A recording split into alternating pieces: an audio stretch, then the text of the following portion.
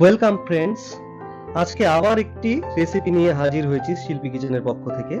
সেটা হচ্ছে সর্ষে বাটা দিয়ে পাবদা মাছ। তো বন্ধুরা, পাবদা মাছগুলোকে সুন্দর করে ধুয়ে নিতে হবে প্রথমে। এই হচ্ছে আমাদের উপকরণগুলো, সব সাজানো রয়েছে। এই যে দেখুন কাঁচা মাছগুলো, এর মধ্যে পরিমাণ মতো নুন প্রথমে দিয়ে দিতে হবে। তারপর দিতে হবে হলুদ গুঁড়ো।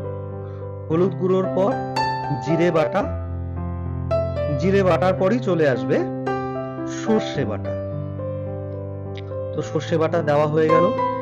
এখন এখানে কাঁচা লঙ্কা যেটা আছে, লাল লঙ্কা, সেটাকে ভালো করে বেটে নিতে হবে।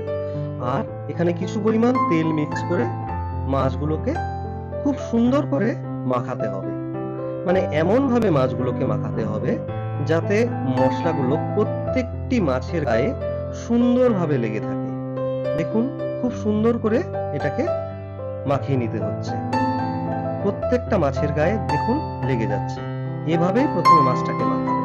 এবার কড়াইতে কিছু পরিমাণ তেল ঢেলে নিলাম।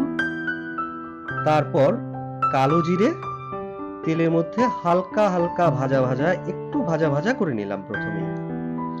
তারপর যে মাখানো মাছগুলো আছে সেগুলোকে তেলের মধ্যে ছেড়ে দিলাম আমরা। তো এটাকে বেশিক্ষণ ভাজতে হবে না, খুব সামান্য সময় এটাকে তেলের মধ্যে একটু জাস্ট গরম করে আমরা এখানে জল দিয়ে দেব। তো জলটা যাতে বেশি পরিমাণ না হয়, কারণ এই উপকরণটি মাখা মাখা তৈরি হবে, গ্রেভি টাইপ থাকবে আর কি এর মধ্যে। তো এখন এটাকে ঢেকে দিতে হবে। ঢেকে দিয়ে আমরা ঠিক 10 থেকে 12 মিনিটের মতো এটাকে ঢেকে রাখবো। দেখুন মনে হচ্ছে কিছুটা ভাপা ভাপা, মানে স্টিমে যেরকম হয়। তো এখন নামানোর আগ মুহূর্তে এর মধ্যে কিছুটা সর্ষের তেল ছড়িয়ে দিতে হবে। তো খুব শর্ট সময়ে কিন্তু আমাদের উপকরণটি তৈরি হয়ে গেল। এটা খেতেও খুব টেস্টি হয় এবং দেখতেও খুব সুন্দর লাগছে। তো বন্ধুরা, রিকোয়েস্ট রইল চ্যানেলটিকে অবশ্যই ফলো করার জন্য, এবং আপনাদের কাছে লাইক, কমেন্টস, শেয়ার অবশ্যই চাই।